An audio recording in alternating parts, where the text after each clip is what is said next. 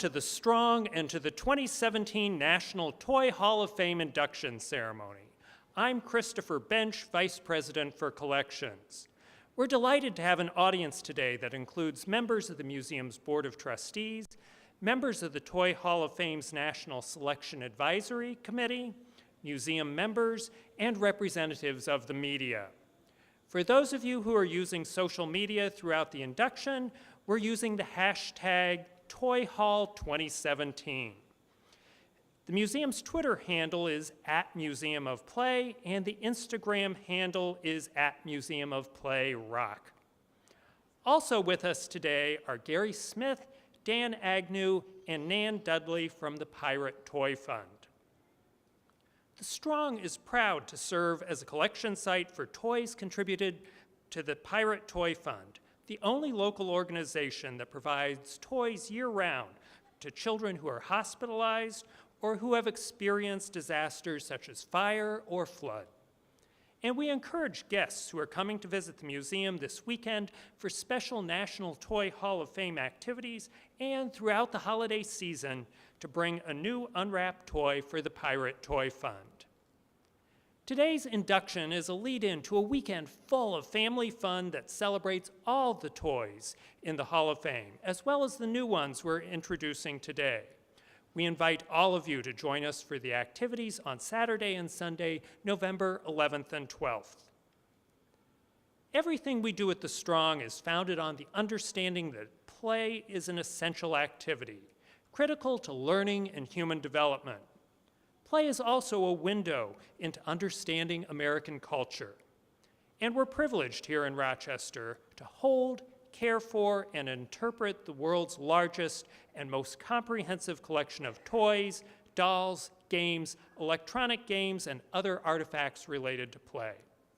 Through the National Toy Hall of Fame, the Strong recognizes outstanding toys that have engaged multiple generations over time, inspiring them to learn, create, and discover through play. This year, 12 toys meeting the basic criteria were considered by the National Selection Advisory Committee. Those toys are Clue, Magic 8-Ball, Matchbox Cars, My Little Pony, Paper Airplane, Pez Candy Dispenser, Play Food, Risk, Sand, Transformers, Uno, and Wiffle Ball. In a moment, curators Michelle Parnett-Dwyer and Nick Ricketts will help me to announce the 2017 National Toy Hall of Fame inductees that will join the 62 toys already enshrined. Following the announcement, Michelle, Nick, and I will be available for questions and interviews. Now let's get started. Our first inductees' origins are somewhat hazy. It might have been Leonardo da Vinci who got things off the ground with one of his many amazing inventions, this one using parchment. Later, in the early 19th century, Sir George Cayley identified the four primary forces: lift, drag, weight, and thrust that make this toy possible. But where Da Vinci had used parchment, Cayley used linen for his design. Then came a couple brothers from Ohio who went to Kitty Hawk, North Carolina, and not for the beach and surf. Their success in 1903 proved that they had the right stuff and inspired kids and adults alike to imagine spreading their wings and heading for the wild blue yonder. Their breakthrough, in turn, led to this toy's invention in 1909. Some toys are unavoidably linked to their material, and this is one of those instances. Strength and density, while being almost as light as air, create the crucial qualities that brought this toy to liftoff.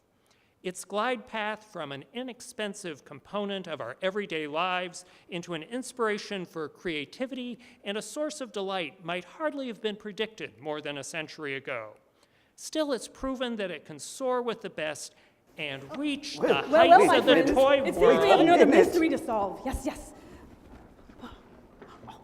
Excuse me, are you in the right place? This is the National Toy Hall of Fame induction ceremony. There's no mystery here. Oh, well, that's where you're wrong, old friend. People speculate for weeks about who the inductees will be. I'm sure that we can deduce the truth of the matter, though. Well, if that'll make you happy, I'm just about to announce the first toy. Oh, Let's see. Teddy bear. Oh, Rubik's Cube. Oh, no, rocking horse. You're just naming toys. It's a toy that... It's a paper airplane.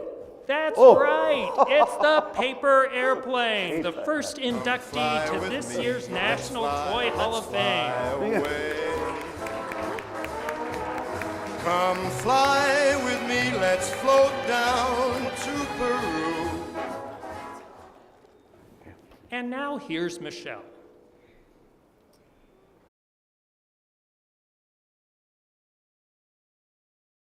Thanks, Chris. The next inductee got its start in 1952 in Fairfield, Connecticut. As David Nelson Mullaney watched his 12-year-old son and a friend play a pickup game with a perforated plastic golf ball and a broomstick, he decided that post-war America suburbia did not have enough room for two teams and enough space for a field. Mullaney batted around a few ideas and he began to cut holes in ball-shaped plastic containers he adapted from a nearby cosmetics manufacturer. His son stepped up to the plate to test the designs. As a retired semi-pro baseball pitcher, Mullaney also wanted a design that made it easier for his son to throw curveballs. Through trial and error, the Mullaneys determined that 8 oblong slots cut into one hemisphere worked best at grabbing the air and diverting trajectories. Mullaney introduced a whole new game when he began to supply local stores with his product in 1953. His design slowed the pickup game and shrunk its field. Minimizing the effects of size and skill, his goofy orb evened the contest. Mullaney really knocked it out of the park with his invention of this National Toy Hall of Fame inductee. Okay, detectives, your turn to guess. I got it. This one's easy, barely worth our superior detective skills. It's obviously a candlestick. oh no, it must be a wrench. Can I have help from my friend? Oh, what's that odd globe with the little slots cut out of it? Come on. It's clearly a wiffle ball. Oh, wait. That's right, the second inductee into this year's class is the Wiffle Ball. Put me in cold, I'm ready to play. Today, look at me, I can be centerfield. And now, please help me welcome a special guest to say a few words. David J. Mullaney, president of Wiffle Ball, Inc.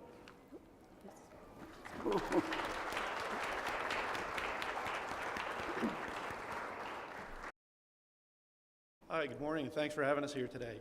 On behalf of my dad and my family, I'd like to thank the committee here at the Strong Museum for nominating and inducting Wiffle into the National Toy Hall of Fame.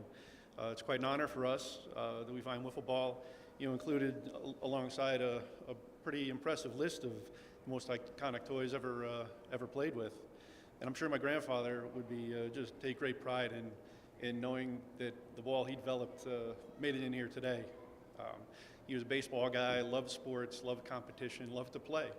And so I think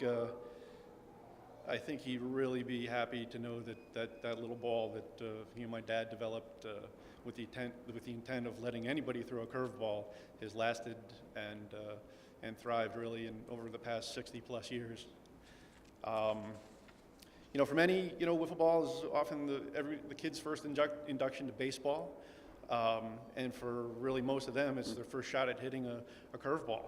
And that's something that everybody wants to do. You want to be able to pitch a curveball and throw a curveball. And that's kind of makes the game fun, makes it interesting. There's not a lot of rules. We kept it intentional. Your backyard, you make the rules. There's plenty of rules we follow on a daily basis. And I think the simplicity of wiffle ball and just the fun it brings to families, friends, is what's helped us endure. Bottom line, it's simple. Throwing curves, hitting curves, it's fun. And I thank you again for having us here today. Appreciate it.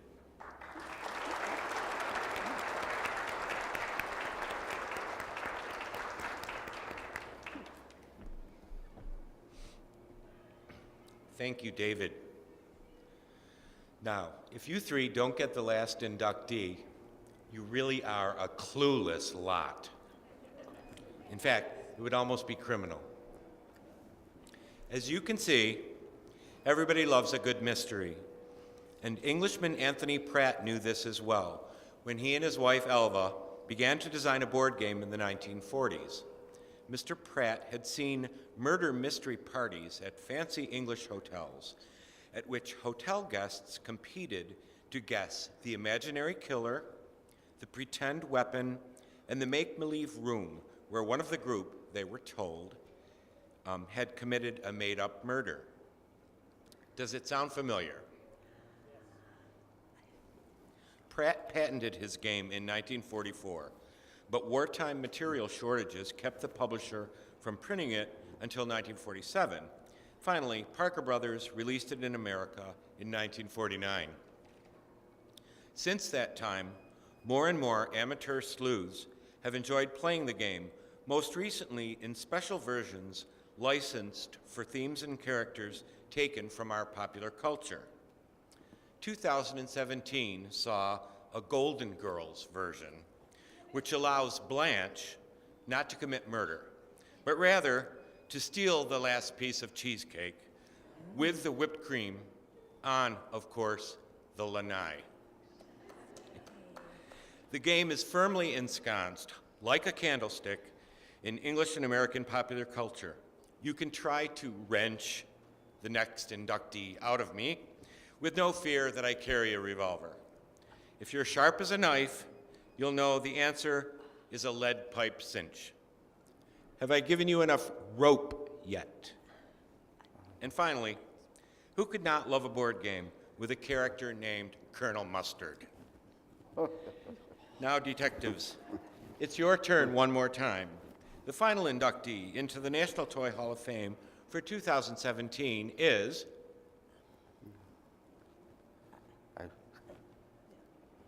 Oh, come on. The last inductee for 2017 is Clue.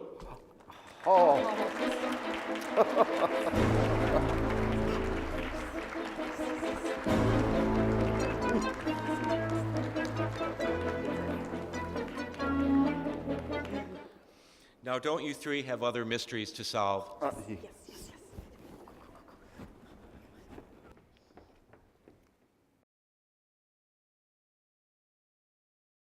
So it's official. The 2017 National Toy Hall of Fame inductees are the Paper Airplane, Wiffle Ball, and Clue. We'd like to thank our talented actors today, Heidi Dundon, Bill DeMetziner, Shaquille Kitchings, Katie Falk, and members of the Mullaney family and Wiffle Ball, Inc. In a couple minutes, we'll be unveiling our cases upstairs in the Toy Halls of Fame exhibit, displaying this year's inductees. But before we do that, let me remind you one more time that we have a whole weekend of family fun planned for Saturday and Sunday, celebrating all 65 toys in the National Toy Hall of Fame. And, of course, we'd love to have you join us. Now, curators Nick Ricketts, Michelle Parnett-Dwyer, and I will be available for questions and interviews, and our talented cast will be available for photography. Thank you again for joining us this morning, and have a great day.